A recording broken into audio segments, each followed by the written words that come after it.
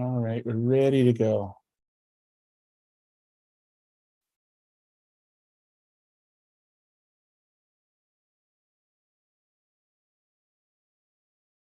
All right, so cognitive, just keep in mind, this is our thinking, it's our planning, it's the way we problem solve, the way we use memories and perceptions to understand our world. And so that's what we're going with for this lecture.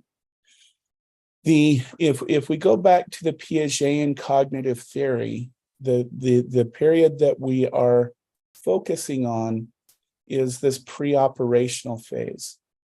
And again, according to Piaget, the pre-operational phase is when children start to represent objects in their mind, and they'll begin the process of manipulating those objects in their mind. But that full ability to do that won't come until the concrete operational phase, when we start to understand manipulation in the mind and manipulation within the environment. So, but this is the phase that we're focusing on. And if we look at the pre-operational phase, some of the qualities of it is the child in this stage lacks one thing, and this is why it's called pre-operational. And that's the word operations, okay? And operations is the mental ability, or the mental ability to follow systematic rules. Hold on just a second.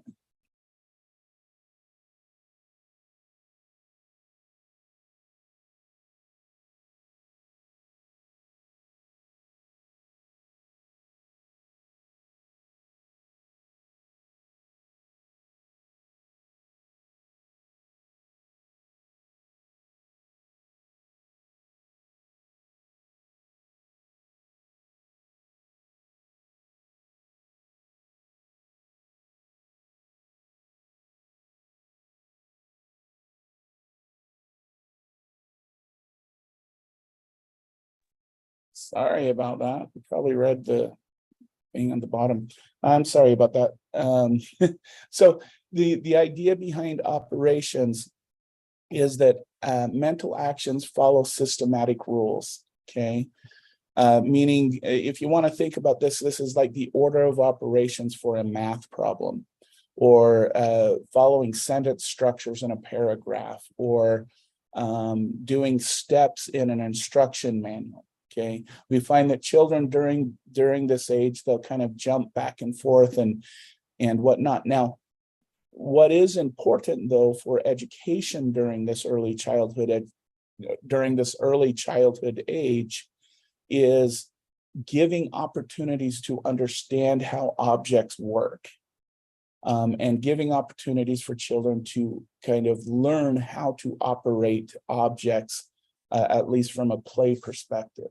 Okay, so this stage does include things like use of symbols, and so and again, this is why this stage is called this is why this stage is also often referred to as a symbolic stage, because we're starting to use that type of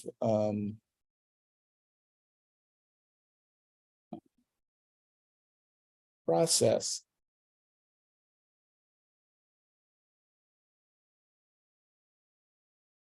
The other thing that we start to do is start using intuitive thinking.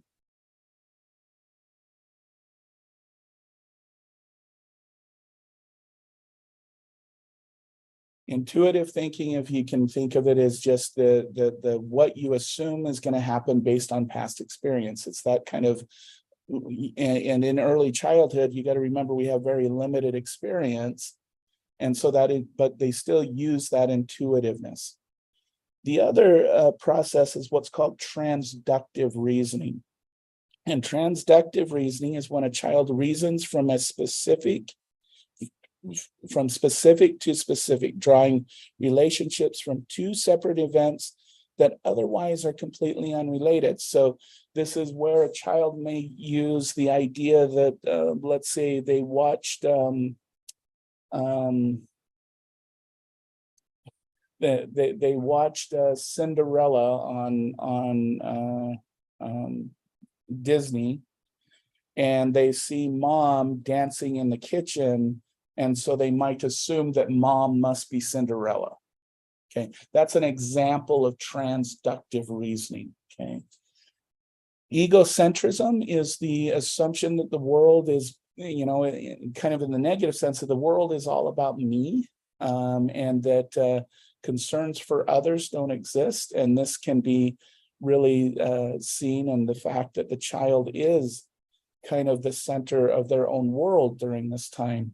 We're going from a period of kind of isolation with just family, and we're going to go into a world that's larger, such as daycares and preschools and kindergarten.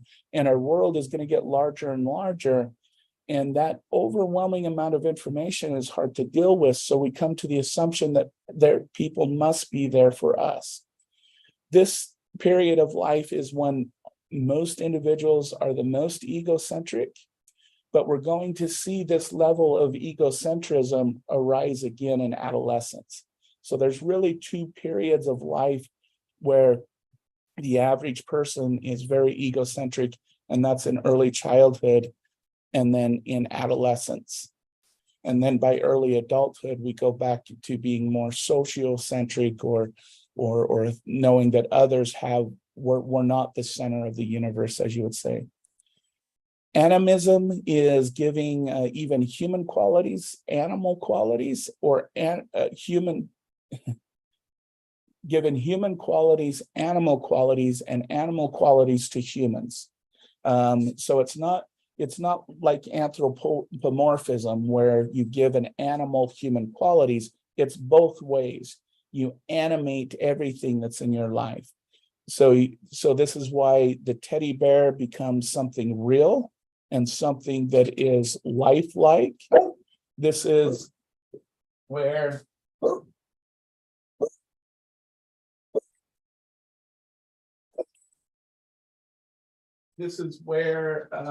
blankies have a life. This is where mom, dad might be a lot like our pet dog. And everything becomes lifelike. Everything has some type of life essence to it. This period is also marked by what's called lack of conservation. And if you remember, the conservation task is the ability to understand that an object will remain the same mass, even though it may change shapes. So that is the notion of conservation. So it's really about the object in and of itself. And when it transforms into another one, it becomes something different. It can become more, or it can become less. Okay.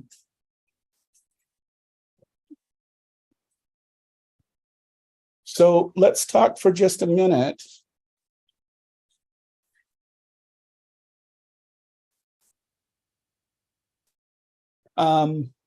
let's go for just a minute with the use of symbols. And this is representing things that are not immediately in front of them. Remember, in Piaget's model, he thought that children weren't able to hold things in their mind unless it was right in front of them.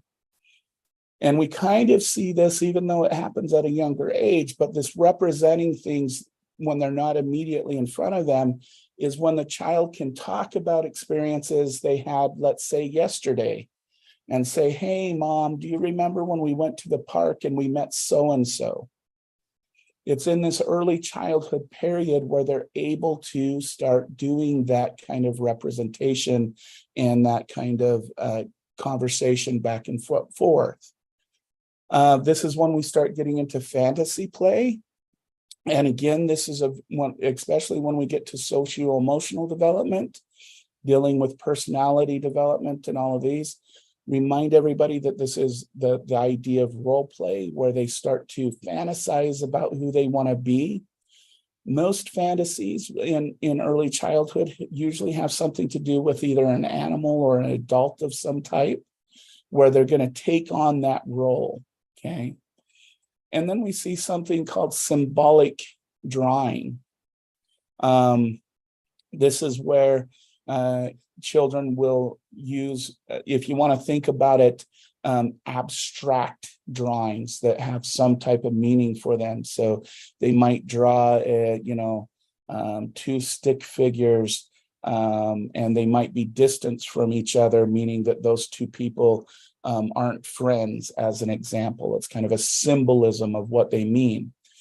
And this is why during this early age, as children are developing more language and more complex language, that you see a lot of things like art therapy, where a child is able to, they may not be able to express themselves fully verbally, but through the symbolic drawing process, they can try to represent themselves visually, okay?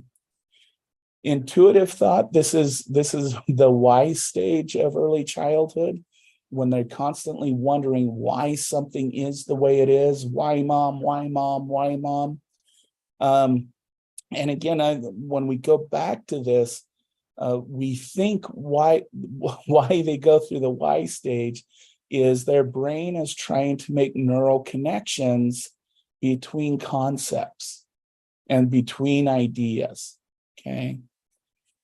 And the transductive reasoning that I mentioned earlier is more influenced by, because they're more influenced by what they perceive, and versus creating their own explanation of why something occurs, okay? And this is the example of the egocentrism that we talked about. This is the two mountain task, where we put maybe a teddy bear on this side, the child on this side. We have three peaks. On one side, we have a house. Maybe one side, we have a tree. The child is asked what they see, and they say a house, three mountains, and a tree, okay? And then at this age, if we ask the child, well, what does the teddy bear see? The child will see, well, the teddy bear sees a house, three peaks, and then a tree. And then around the age of 7 or so, they're able to, instead of saying house, mountain, tree, they'll say, well, the teddy bear sees a tree, then a mountain, and then the house. Okay. The idea is that everything at this age is from the perspective of the child, and it's very difficult for them to take on the perspective of someone else. And again, we will see this develop again in adolescence, where adolescents have a very difficult time taking on the perspective of other individuals versus their own. Okay. And of course, this is a conservation task that we mentioned. We use beakers in the original one, where we have two equal size of clay here. And then in front of the child, we might squish this one into an elongated example. And again, when we ask the child, is this more or less now? Children between the age of about 2 to 6 to 7 will say, no, they're different. Maybe there's more in the elongated one than the smaller circle. Children over about the age of 6 or 7 will say, no, they're still the same size, but they're now just different shapes. And this is called the conservation task, understanding that mass doesn't change just because it changes shape, okay? And if you want to think about this, what this requires, going back to, this is a period of symbolization, what this conservation task requires a child is to mentally manipulate the object in their own mind. Just like the 3 mountain task, if we go back, this requires the child, in order to take the perspective of the little bear, to rotate this table around mentally and see what the bear sees instead of what the child sees, okay? And this is an example of animism. And this is something that's interesting when we compare children who have autism and children who do not have autism. So I know these are static, but I want you to imagine that these circle, triangle, circle are rotating in a circle towards each other. So we're going in a circle like this, okay? And it's in a motion, all right? And so a child who is non-autistic, a child without autism will animate this in some way. They will say the circle who is a bigger kid is chasing the triangle, which is a little kid, and this other kid is trying to get this other kid, or they'll make up some type of scenario, a lifelike scenario that is happening between these three objects, like they have some type of life. All right. And this is the interesting thing about children with autism. And when I talk about children with autism, I'm talking about children with a mild to moderate to severe autism. Because autism is on a spectrum, as we will see a little bit later. And what we find is children who have autism will appropriately state what these objects are. They will say there's three objects rotating in a circle, two are a circle, and one is a triangle. They won't make any kind of story about the objects interacting with each other, okay? And this is an example of meaning making, but it's also an example of that animism that was mentioned earlier, and about giving objects some type of personage and some type of story, okay? But we have found that this is a difference between children with autism and children without autism, is they don't have that animism aspect that they provide to objects, okay? And later on, we will be talking about childhood disorders, hopefully by next week. And I'll come back to this to try and explain some of the aspect of symptomology with autistic children. So we'll come back to this scenario. So one other theory that is important in explaining early childhood development is one by a gentleman by the name of Vioxy, okay? And he hasn't been very well known here in the United States because he was actually a Russian child developmental psychologist. And so he wasn't really taken seriously here in the United States until the last 3 or 4 decades.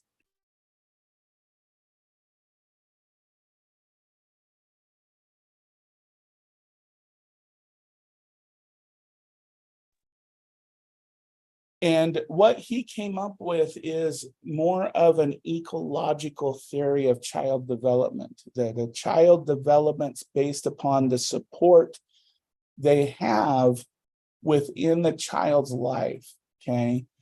And what the idea is he used this term called zone of proximity. And what the zone of proximity is how much support that child has towards that child's independence. And the idea is that the more independent the child is, the less dependent they become upon the support systems around them. So imagine this as kind of a circle. A circle. Okay, and then I'm going to introduce this idea of scaffolding, the circle. So the child is in the center of the circle. Okay. And then as the child grows and develops skills, this circle gets larger and larger. Okay, sorry about the drawing. Now, scaffolding. So this is towards independence. So the circle is going to get larger and larger, and the child is going to become more and more independent. But then there's this other level, and I'm going to draw this. So this line right here represents this zone of proximity. And what creates the child's independence is this notion of scaffolding. So I kind of want you to imagine this in a 3D model. You have zone of proximity at the bottom of the triangle. And then scaffolding is the skills that get that child to that independence. So at each of these levels, the child has learned a skill that allows them to become more and more independent from their circle of support. Okay. And so the idea behind scaffolding and zone of proximity, as the child develops, they become more and more independent based upon what they have learned during certain time periods. So children who are isolated, they're in an environment that is impoverished. They don't have a family and friends who come in and teach them kind of the life lessons of life, tend to remain dependent for a longer period of time, versus those who have family and parents and people around them that help build that child, if you want to imagine it this way, give them the skills, give them a nourishing environment. The more skills they get towards the peak of the triangle, the more independent they become. And that's what we see during the early childhood years. If you think about it, at the age of 2, the child has become a little bit more independent. They know how to warm themselves. They usually can eat not very cleanly, but they can feed themselves at a very basic level. They're starting to be mobile. And then they start developing language. And then they start doing independent play with siblings or neighbors. And then they get into childcare and preschool, and they start to learn more about socialization and about how kind of the world works and authority. And then we get into kindergarten, where there's a formal education, where there's a lot of disconnect from the family system. And it's this growing independence that is based upon what the child is learning at each level of their age. Okay. So I want to spend just a minute talking about interactive play and direct instruction. Okay. So when we look at play, and I can't emphasize this enough, play during early childhood is necessary and it is important. Even when we just measure the amount of play a child does, so we're just counting hours. We're not counting what they're doing. We're not counting their interactions. We're not counting any of that stuff. Just by the number of hours, we can predict things like high school graduation, misconduct, or high risk behaviors. We can predict their cognitive abilities, as we're talking about right now. We can predict their social interaction abilities. And there was actually one research, it's not very strong, but there's a little bit of predictive value between the amount of play a child does in early childhood and adult income. Okay. So I just want to emphasize this again, child play is really important. Okay. And there's basically kind of 4 types of play that children need to engage in. Okay. The first is discovery free play. The second is scaffolding guided play. The third one is direct instruction rule-based games and maturation rest. Okay. And they're all based on a continuum. The first continuum is the child. This is a type of play where a child is actively engaged in the play. They have a role, they have a place to be. The second type is child passive.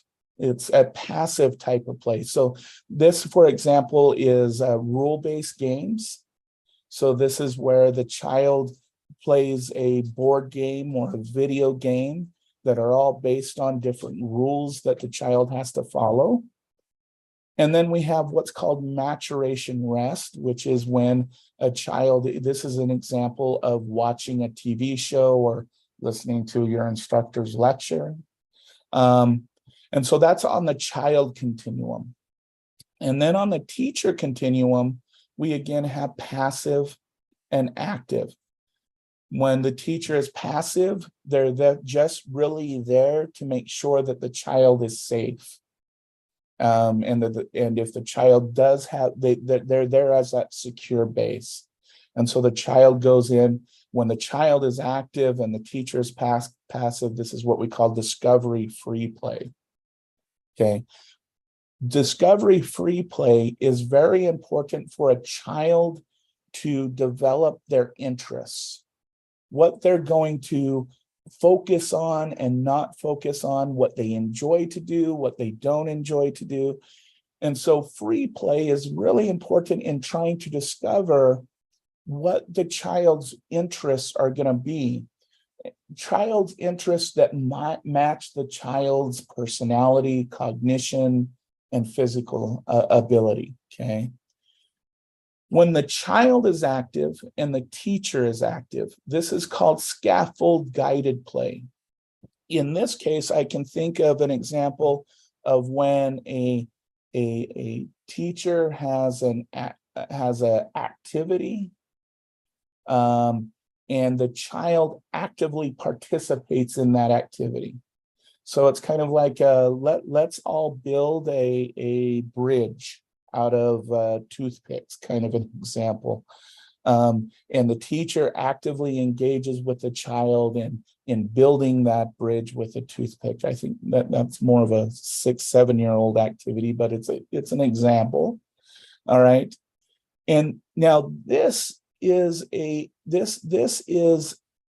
good type of play for a child to get into because they're learning how to actively construct. This is that scaffolding part of what we just talked about. It's building that skill based on that interaction with the teacher to learn how to construct things, how to work with things, how to experience materials and manipulate those materials. And that's the importance of this type of play. Okay. Now, when we have an active teacher, but the child is passive, this is what we call direct instruction rule-based games, okay? This is basically, for example, when a teacher in a school provides instructions on how to write the letter A, and they go up on the board and does an A and then a B and then a C, and the child is not actively engaging with it, but they're watching the instruction, okay?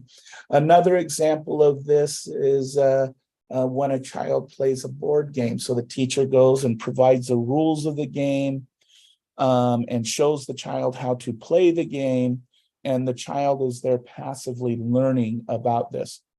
Now, I mentioned this before, in early childhood, there's something called developmentally appropriate practices. And developmentally, these two can happen at an early stage of development, okay? And they should continue into older ages of development during this period, okay? This one, this direct instruction rule-based game really shouldn't occur until about kindergarten age, first grade, second grade.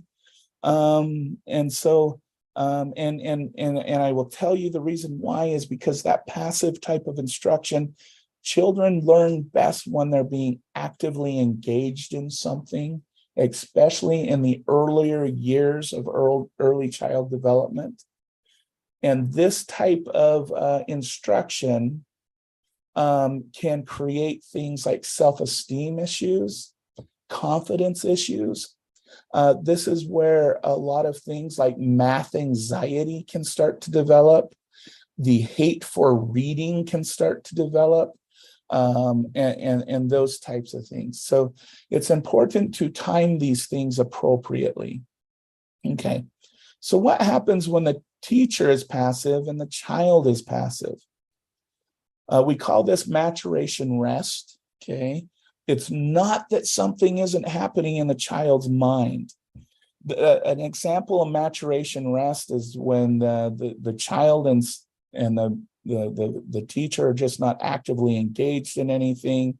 The child is just maybe just sitting there, maybe watching TV or just existing. There's no, they're not engaging in this, okay? But I do like to say there is room for this. A good example of maturation rest is naps in the early childhood education centers, such as child cares and preschools, because the child is being passive, the teacher is being passive, and what's happening during that time is not just the child getting rid of being the awake grumpies that we're all adults are concerned with when a child doesn't get their nap. But what they're doing is in their brain, they're consolidating all of this information they got from these three types of play. The brain is going through a process of understanding the active play or the passive instruction a teacher gave. And so this maturation rest period is also an important thing, but it's also still considered a form of play because a child is still in a way engaging in that activity while their body rests, if that makes sense, okay? And so I think we better hold this one off for next time, because we need to get into language and exposure of words. But I think this one is going to take a lot more time than what we have.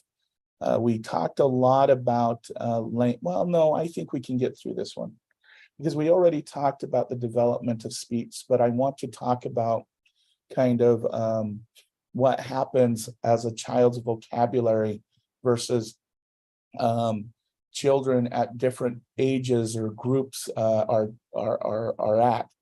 I mentioned time and time and again in this class, between the age of 0 and 6, children will have a vocabulary of 50,000 words, but that deviates based upon environmental kind of conditions. One of the environmental conditions that has been measured is social economic status.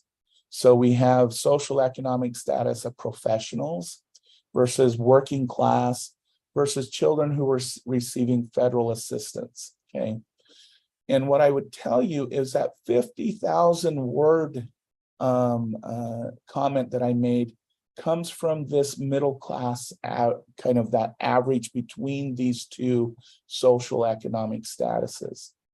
With children who are in a professional family, knowing more, those children who grew up more in the poverty area have less than that. So this is kind of one of the explanations of variability in toddlers' language, okay? Now, there are some outliers in this, okay? Because there are parents who live in poverty or are part of the working class that really invest into their children. And we find that these, so parents who make sure their child is in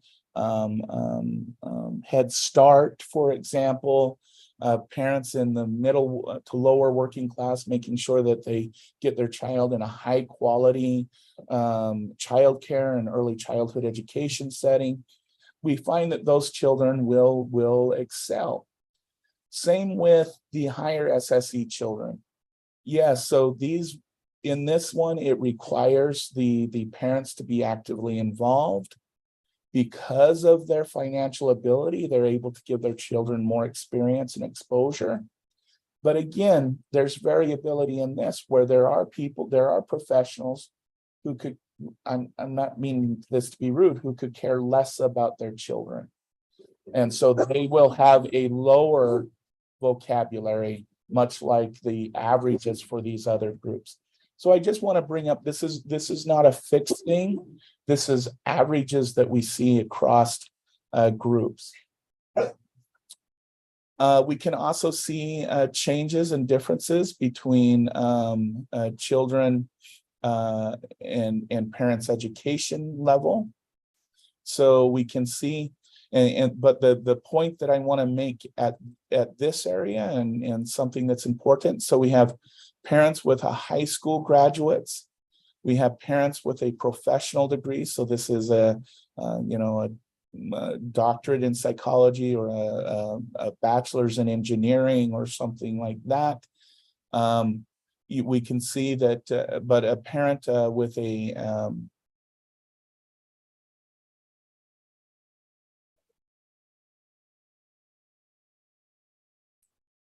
parent with a graduate or college degree in the orange, we can see that all three of them basically, when it comes to a simple sentence, so this is a noun verb relationship. Billy rode his bike. Okay, that really there is no difference. Where the difference does become apparent is when it comes to complex sentences. So this is sentences that combine different ideas.